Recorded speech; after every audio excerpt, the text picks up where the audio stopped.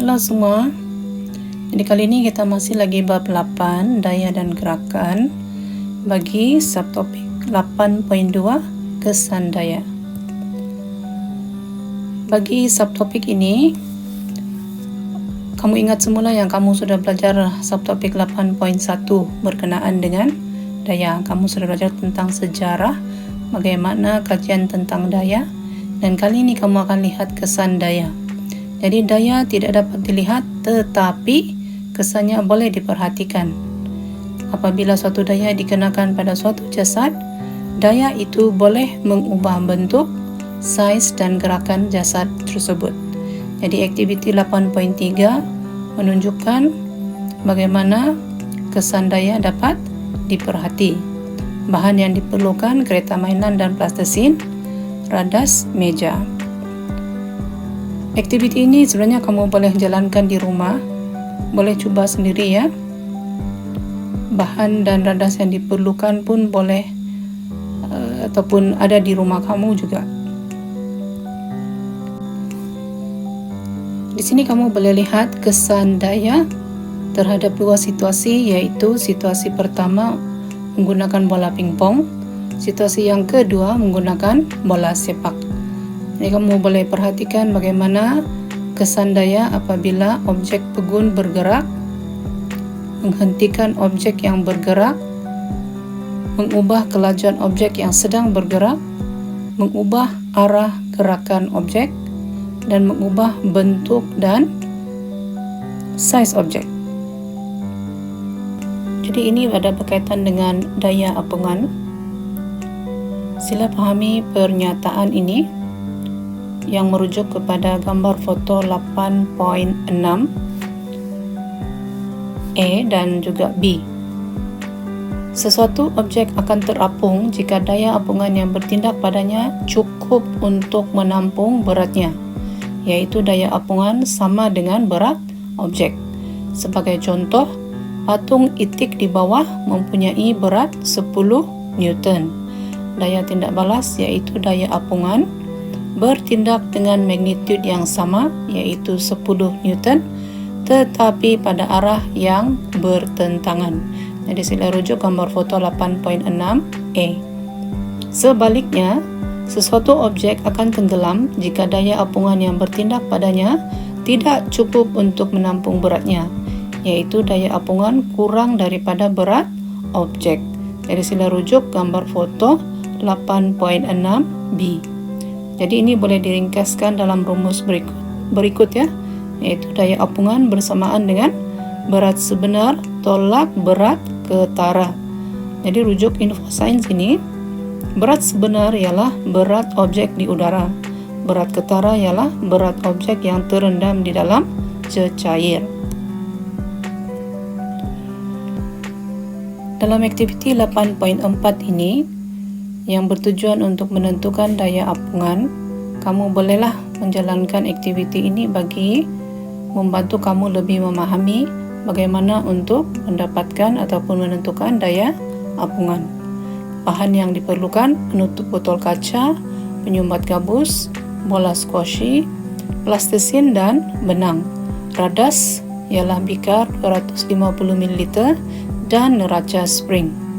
Jadi kamu perlulah ikut arahan ini, dan sepatutnya kamu boleh catatkan pemerhatian kamu dalam jadual yang disediakan di sini ya.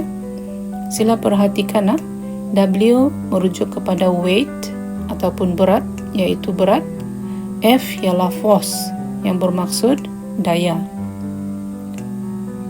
Soalan untuk aktiviti ini, apakah hubungan antara daya apungan sesuatu objek dengan keadaan objek? Jadi kamu sepatutnya boleh menjawab soalan ini selepas menjalankan aktiviti ini.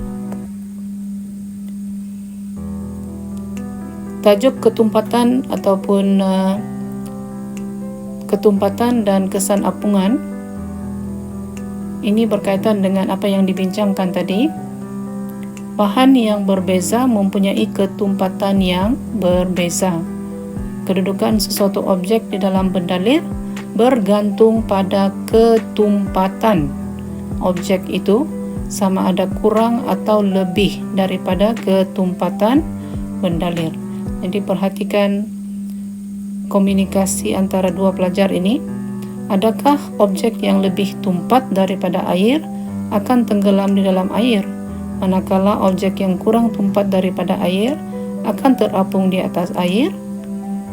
Jadi pelajar itu pun, yang satu pun menjawab, saya pun tidak pasti. Jadi perlulah jalankan eksperimen.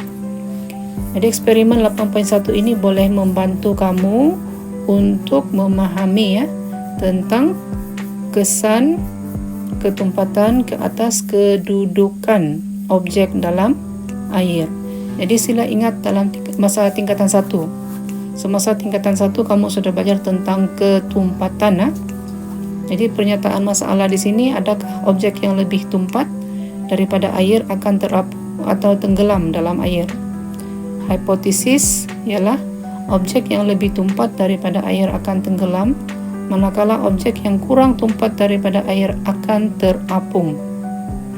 Jadi sila perhatikan apa pun boleh ubah untuk eksperimen ini: bahan, radas, prosedur, dan kamu nampak di situ rumus untuk ketumpatan.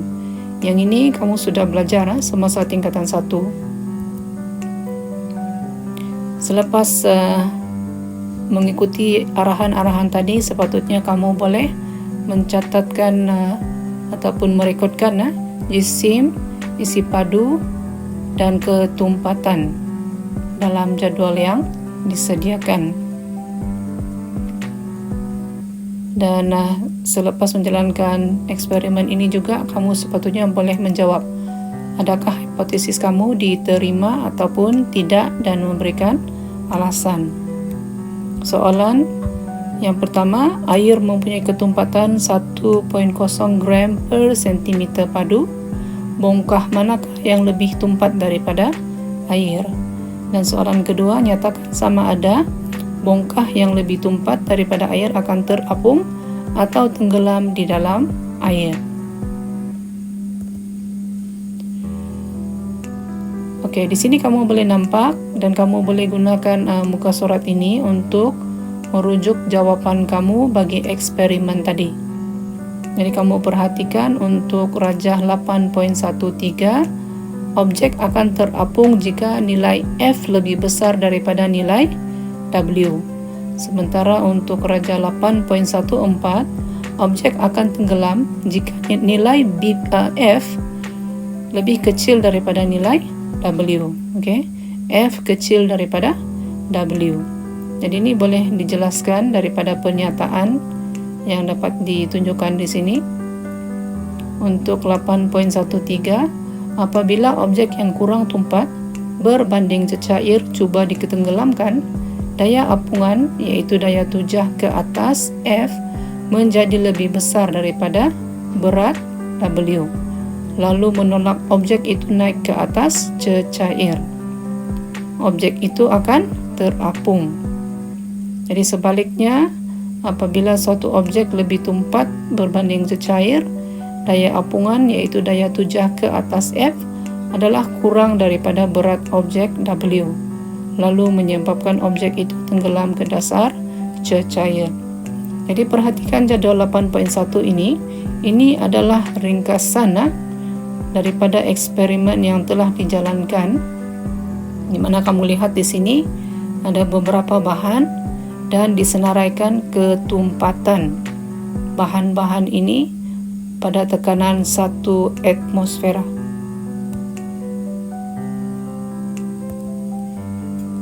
Apakah kegunaan ataupun bagaimanakah aplikasi bagi daya apungan ini digunakan dalam kehidupan seharian? Jadi kamu boleh nampak dalam gambar foto 8.8 ini, kapal kargo yang besar. Kapal kargo biasanya digunakan untuk menghantar barang-barang dari satu negara ke satu negara. Jadi apakah yang diperlukan oleh kapal kargo berdasarkan konsep daya apungan? Jadi kapal kargo ditandakan dengan garisan plimsoll bagi tujuan keselamatan. Disebabkan oleh perbezaan suhu dan kepekatan garam, ketumpatan air laut berbeza di tempat yang berlainan di dunia. Jadi garisan plimsoll akan membantu untuk menentukan aras yang selamat bagi sebuah kapal untuk terapung. Jadi sila perhatikan rajah 8.15 itu. Ini dijadikan rujukan untuk menentukan tahap yang selamat untuk kapal kargo itu berlayar. Seterusnya kita akan membincangkan tentang tuas. Setiap hari kita menggunakan pelbagai jenis alat sama ada di rumah maupun di sekolah. Alat-alat tersebut membantu kita melakukan kerja dengan mudah berdasarkan prinsip tuas. Jadi apakah tuas? Tuas ialah sebuah palang yang berputar pada satu titik yang tetap. Tuas terdiri daripada 3 bahagian seperti yang ditunjukkan dalam rajah 8.16. Jadi kamu boleh tengok rajah 8.16 bahagian dalam tuas. Ada fulcrum, beban, dan daya. Jadi apakah daya? Tolakan dan tarikan yang dikenakan pada palang. Apakah beban? Objek yang hendak digerakkan. Apakah fulcrum? Ialah titik sokongan yang tetap. Jadi sebenarnya tuas adalah merupakan mesin ringkas. Apakah kegunaan tuas?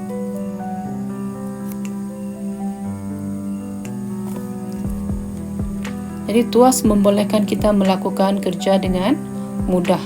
Di sini kamu boleh nampak gambar foto 8.9. Contoh-contoh tuas yang digunakan untuk memudahkan kerja.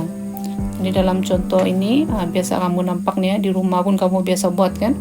Membuka penutup tin dengan sudu dan membuka penutup botol dengan pembuka botol. Tuas juga membolehkan kita menggunakan daya yang kecil untuk melakukan kerja. Contohnya dalam gambar foto 8.10 ini, apabila mengangkat beban yang berat, guna kayu pun boleh tolak batu yang besar.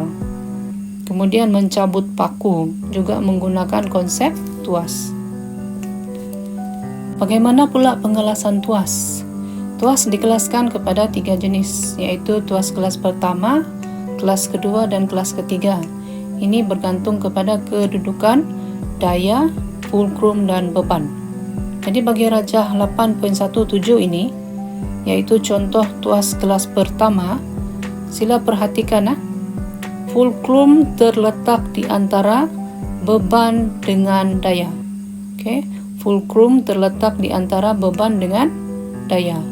Itu ialah tuas kelas pertama. Bagi tuas kelas kedua pula, beban terletak di antara fulcrum dan daya. Beban terletak di antara fulcrum dengan daya. Jadi ini adalah contoh tuas kelas kedua seperti dalam rajah 8.18. Bagaimana pula tuas kelas ketiga? Daya terletak di antara fulcrum dengan beban. Okey, daya terletak di antara fulcrum dengan beban. Jadi sila perhatikan rajah 8.19 bagi contoh-contoh tuas kelas yang ketiga. Jadi peta pokok di bawah ini menunjukkan ringkasan pengelasan tuas. Jadi kamu boleh lihat ada tuas kelas pertama, bagaimana kedudukan fulcrum, beban dengan daya, tuas kelas kedua, dan tuas kelas ketiga. Sila juga perhatikan contoh-contoh bagi setiap kelas ini soalan yang disampaikan di dalam rajah yang kamu nampak. Bolehkah anda berikan contoh lain untuk ketiga-tiga tuas? Cuba fikir. Aktiviti 8.5 ini bertujuan untuk membincangkan pelbagai contoh tuas mengikut kelas dalam kehidupan seharian. Jadi ini sebenarnya adalah tugasan berkumpulan. Kamu perlu mencari maklumat tentang alat-alat yang digunakan dalam kehidupan harian dan kelaskan alat-alat itu kepada 3 kelas. Kamu Kemudian labelkan kedudukan beban, daya dan fulcrum pada setiap alat itu. Dan seterusnya kamu bentangkan hasil perbincangan kumpulan di dalam kelas. Seterusnya, apakah pula itu momen daya? Apa yang dimaksudkan dengan momen daya? Jadi daya yang dikenakan pada suatu objek boleh memutarkan objek itu pada satu titik tetap. Pada satu titik tetap yang dikenali sebagai pangsi atau fulcrum. Yaitu pangsi atau fulcrum. Kesan putaran yang dihasilkan itulah yang disebut sebagai momen daya. Kesan putaran yang dihasilkan ini adalah disebut momen daya. Jadi momen daya membolehkan kita melakukan kerja dengan mudah.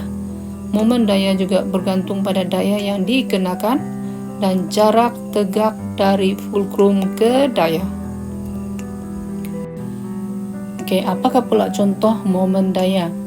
Jadi kamu boleh lihat dalam Rajah 8.21 ini terdapat dua contoh, yaitu A dan B, yang biasanya berlaku dalam kehidupan harian kita. Rajah A ini kamu boleh nampak bagaimana spana digunakan untuk mengetatkan nut. Dan rajah B ini kamu lihat bagaimana semasa membuka pintu, di mana kedudukan fulcrum, daya, dan kita perlukan jarak antara fulcrum itu, yaitu pangsi, dengan daya yang dikenakan. Dan barulah kita mendapat nilai momen daya. Jadi bagaimana pula mengira, cara untuk mengira momen daya? Jadi berdasarkan contoh tadi, ini adalah seperti yang ditunjukkan dalam Rajah 8.22, cara untuk mengira momen daya.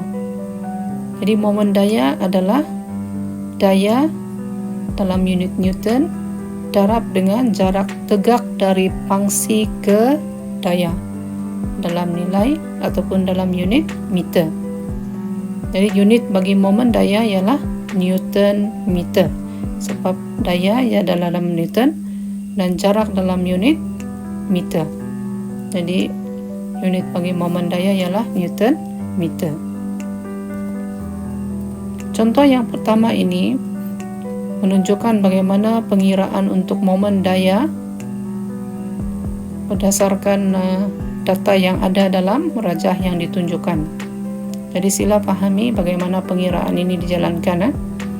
Jadi momen daya mempunyai dua arah, yaitu ikut arah jam atau lawan arah jam.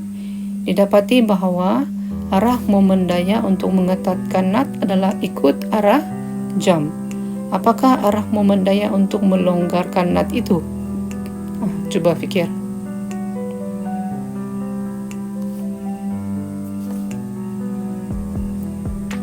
Contoh yang kedua ini pula, jika daya yang digunakan untuk mengumpil penutup tin adalah 10 Newton, menggunakan sudu yang nut momen daya mempunyai dua arah, yaitu ikut arah jam atau lawan arah jam. Didapati bahawa arah momen daya untuk mengetatkan nut adalah ikut arah jam. Apakah arah momen daya untuk melonggarkan nut itu? Jadi contoh 2 ini panjangnya 15 cm. Jadi kena hitung momen daya yang dihasilkan.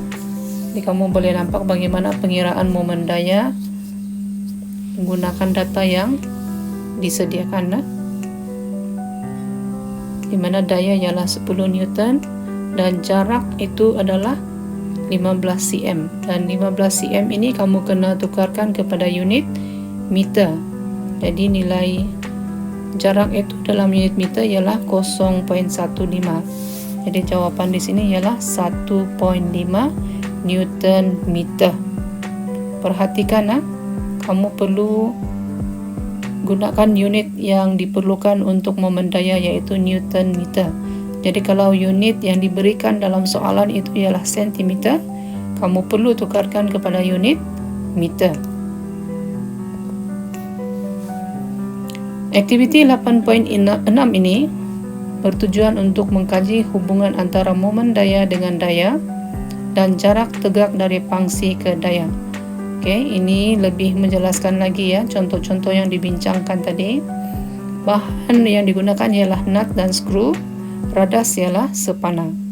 Jadi kamu boleh jalankan eksperimen seperti arahan. Jadi ini adalah rujukan jawapan untuk aktiviti tadi. Jadi momen daya akan bertambah sekiranya magnitude daya bertambah, yaitu mengenakan daya yang lebih besar. Jarak tegak dari pangsi ke daya bertambah. Jadi kamu boleh tengok dua contoh seperti yang ditunjukkan dalam rajah 8.27 ini, yaitu A dan B. Jadi di bawah ini pula adalah menunjukkan jawapannya untuk rajah 8.27A, bagaimana pengiraan momen daya, dan untuk rajah 0.27B, inilah dia punya pengiraan. Jadi jawapan untuk A ialah 2 Newton meter dan jawapan untuk B ialah 1 Newton meter. Jadi kesimpulan di sini, momen daya yang lebih besar dihasilkan apabila daya dikenakan pada jarak yang lebih jauh dari titik putaran.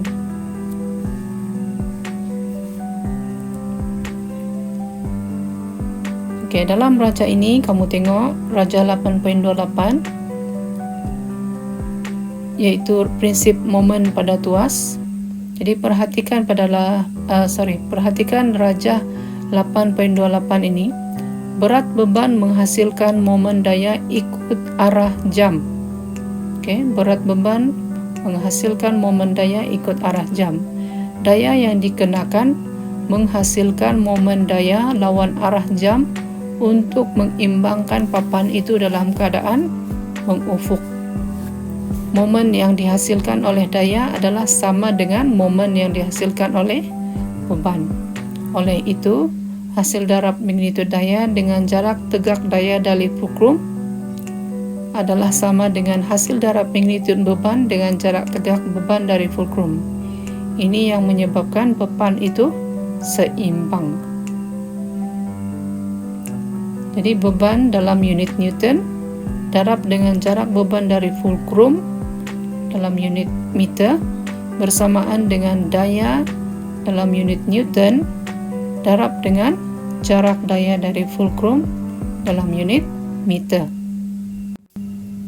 Jadi rumus di atas bolehlah digunakan untuk menyelesaikan masalah harian yang berkaitan dengan tuas seperti yang berikut. Jadi kita tengok contoh ini.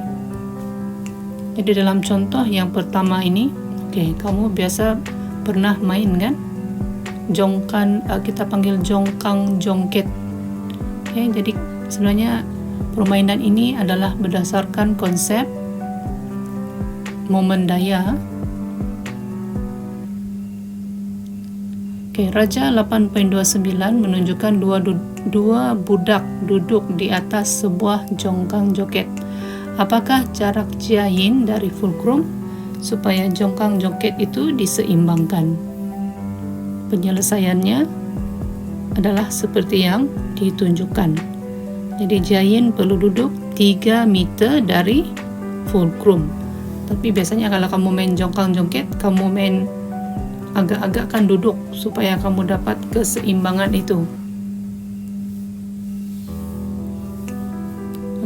Sila pahami penyelesaian untuk contoh satu ini ya. Contoh yang kedua, rajah 8.30 menunjukkan seorang lelaki cuba menggerakkan batu besar berjisim 100 kg menggunakan sebiji batu kecil sebagai fulcrum. Jarak di antara batu besar dan batu kecil ialah 0,5 meter dan jarak di antara lelaki itu dan batu kecil adalah 2 meter. Hitungkan magnitud daya yang diperlukan, yang perlu dikenakan oleh lelaki itu untuk menggerakkan batu besar. Okey, diberikan daya tarikan graviti adalah 10 Newton per kilogram. Jadi ini adalah penyelesaiannya. Sila pastikan kamu faham penyelesaian ini. Jadi jawapannya ialah magnitud daya itu ialah 250 Newton. Jadi sebelum kita membincangkan rumusan ini, silalah pahami video yang sudah ditunjukkan berkaitan dengan bagaimana piramid dibentuk. Jadi sebenarnya konsep kesan daya ini sudah lama dihasilkan dan dipraktikkan, diaplikasikan oleh orang-orang pada zaman dahulu. Sudah lebih beribu tahun. Jadi sepatutnya kamu sudah memahami untuk subtopik 8.2 ini kesan daya, di mana dalam aktiviti-aktiviti yang sudah kita bincangkan untuk subtopik ini, kamu sepatutnya boleh memahami tentang kesan tindakan daya, perbezaan ketumpatan dan kesan keapungan dalam kehidupan harian, sistem tuas dan momen daya. Jadi untuk yang seterusnya, yaitu tekanan, kita akan bincangkan dalam video yang seterusnya. Untuk refleksikan diri pula, selepas mempelajari bab ini, Anda sepatutnya untuk subtopik 8.2, untuk bahagian pertama ini, kamu sepatutnya boleh menghuraikan dan berkomunikasi tentang kesan tindakan daya, menerangkan dan berkomunikasi tentang perkaitan antara perbezaan ketumpatan dengan kesan keapungan dalam kehidupan harian, mengelas dan menyelesaikan masalah tuas berdasarkan kedudukan fulcrum, beban dan daya. Kemudian menerangkan dan berkomunikasi mengenai momen daya. Jadi tajuk yang seterusnya kita akan bincangkan dalam video yang seterusnya. Jadi silalah pastikan kamu memahami setakat mana yang sudah dibincangkan. Jadi silalah lihat video ini untuk lebih memahami bagaimana konsep-konsep daya dan kesan daya ini sebenarnya sudah wujud, sudah lama, beribu-ribu tahun dahulu sudah pun diaplikasikan sebenarnya.